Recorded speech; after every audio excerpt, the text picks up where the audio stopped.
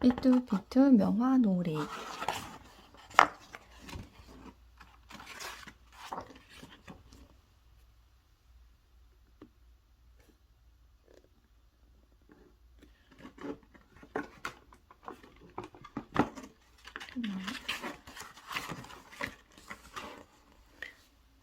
나는 언제나 그림을 그려요. 즐거울 때 그림을 그리면, 슬플 때 그림을 그리면 눈물이 멈춰요. 즐거울 때 그림을 그리면 더 즐거워요. 화날 때 그림을 그리면 화가 풀려요.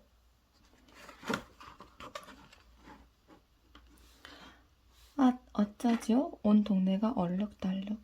아니에요. 멋진 그림이 되었어요. 내일은 아빠랑 미술관 가는 날. 난 아빠랑 놀 때가 가장 좋아요. 엄마는 내 마음도 모르고 일찍 자라. 삐뚤삐뚤 그림을 그려요. 눈도 삐뚤, 코도 삐뚤, 입도 삐뚤삐뚤. 엄마를 그려요. 삐뚤삐뚤 그려요. 아빠는 바빠요. 날마다 바빠요. 그래도 괜찮아요. 안 바쁠 때면 하루 종일 놀 수 있으니까요. 칼이랑 가위로 쓱쓱 잘라요. 기타도 만지고 꽃도 만들어요. 알록달록 빛깔을 벽에 붙이고 천장에 매달아요. 짜잔!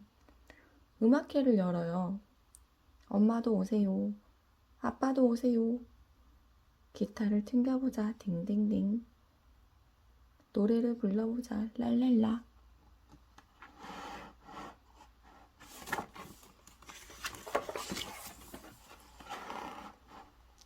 어젯밤에 난 꽃이 피었어요.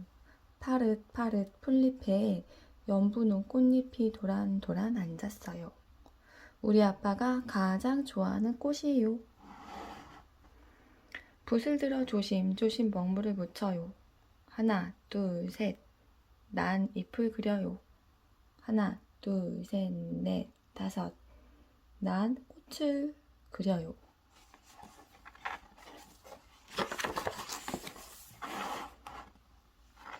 정말 신기해요. 난을 그리니까 마음이 편해요. 엄마 품에 쏙 안긴 것 같아요.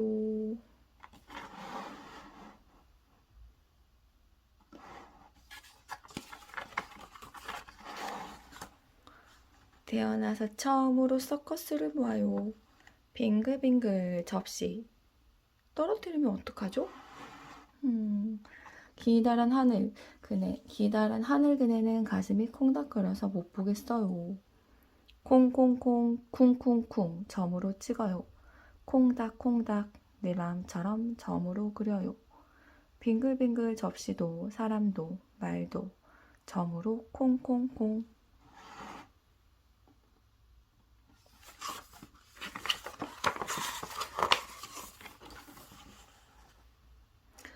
너도 나도 서커스 할래요. 말을 타고 달리는 느낌일까요? 비행기 타고 나는 느낌일까요? 서커스 세상은 어떤 느낌일까요?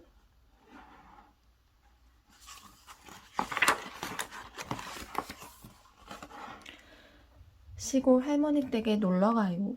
시골 밤하늘은 별빛 세상이에요. 반짝반짝 별빛은 반딧불 같아요. 짧게 짧게 선을 그어요.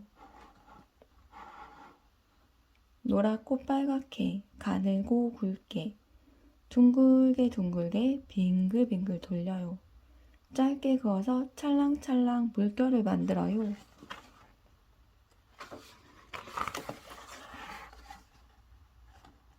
별을 보면 할머니가 떠올라요. 반짝반짝 별빛은 할머니 얼굴. 쭈글쭈글 생글생글 할머니 얼굴. 눈을 감으면 별들이 쏟아져요. 나랑 놀고 싶다고 살며시 내려와요.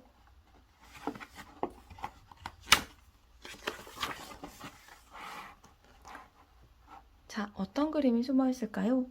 삐뚤삐뚤 명화놀이는 세계에 널리 이름난 화가의 그림이 6점 숨어 있습니다. 어떤 그림은 우리가 많이 본 것도 있지만 어떤 그림은 낯설기도 합니다. 또 어떤 그림은 무엇을 그렸는지 잘 알 수 있지만 어떤 그림은 알 듯 모를 듯 합니다. 그림 세상은 알면 알수록 재밌습니다.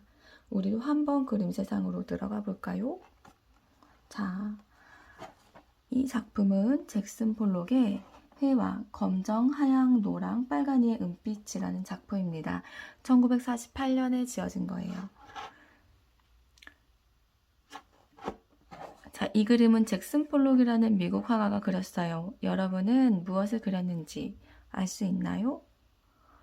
보통 제목을 보면 화가가 무엇을 그리려고 했는지 알 수 있는데 이 그림 제목은 회화, 검정, 하양, 노랑, 빨간이의 은빛이에요.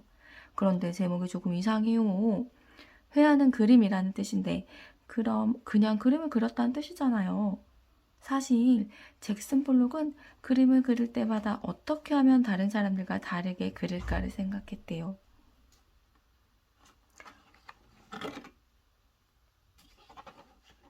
오랫동안 연구하고 고민을 했는데 드디어 물감을 뿌려서 그림을 그리는 방법, 즉 액션 페인팅을 찾아낸 거예요.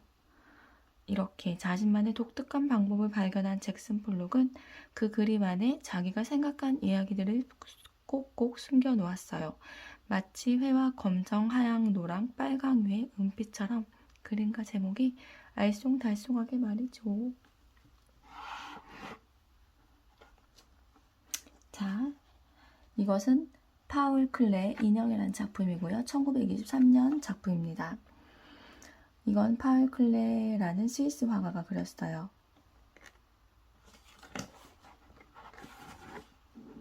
가까이 보기. 종이를 오려서 그림을 그려 붙였어요. 이렇게 무언가를 오리고 붙여서 그린 그림을 콜라주라고 하죠. 이 그림은 어때요? 무엇을 그렸는지 알 수 있겠죠? 제목이 인형이에요. 클레가 어디에서 본 인형을 그렸을 수도 있고 그냥 생각해서 그렸을 수도 있겠죠. 클레는 예술을 보이는 그대로 본드는 것이 아니라 안 보이는 것을 보이는 것으로 만드는 것이다 라고 말했어요. 그러니까 그림을 그릴 때 산을 보고 그리거나 사람을 보고 똑같이 그리는 것이 예술이 아니라는 말이죠. 아마도 클레는 인형이라는 그림을 그릴 때 자기 앞에 인형을 안 놓아두었을 것 같아요. 여러분도 클레처럼 그려보세요. 세상에서 하나밖에 없는 그림이 태어날 거예요.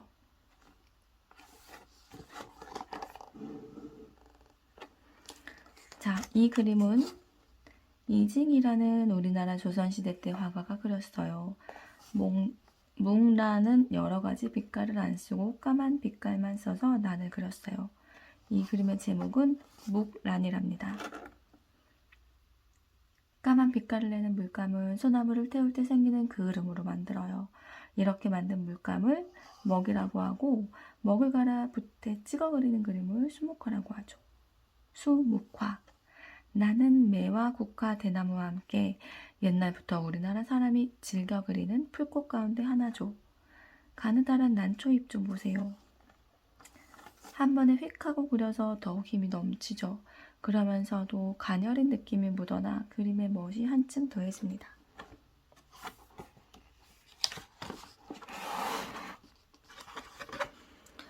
자, 이 그림은 앙리 마티스라는 프랑스 화가가 그렸어요. 마티스는 서로 반대되는 빛깔을 써서 그림을 매우 화려하게 그렸죠. 어떻게 보면 그림이 어지러운 느낌도 들지만 오히려 깔끔한 느낌도 있어요. 빛깔이 살아 움직이는 것 같아요. 왕의 슬픔을 한번 보세요. 제목을 보고 그림을 보니 왕이 슬퍼하는 모습을 느낄 수 있나요?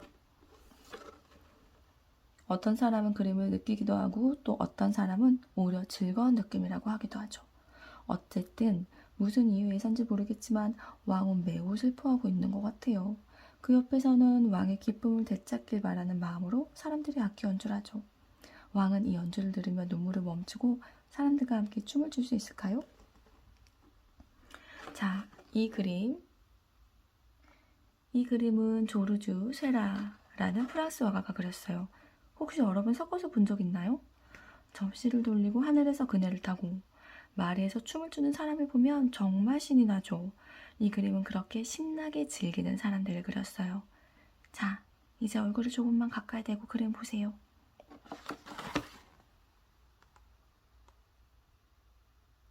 어때요? 그림에 점이 정말 많이 찍혀 있는 것 같죠?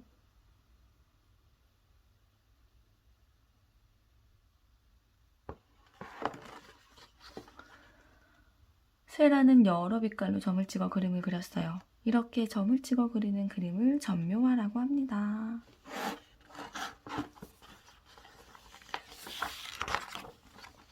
자, 마지막입니다.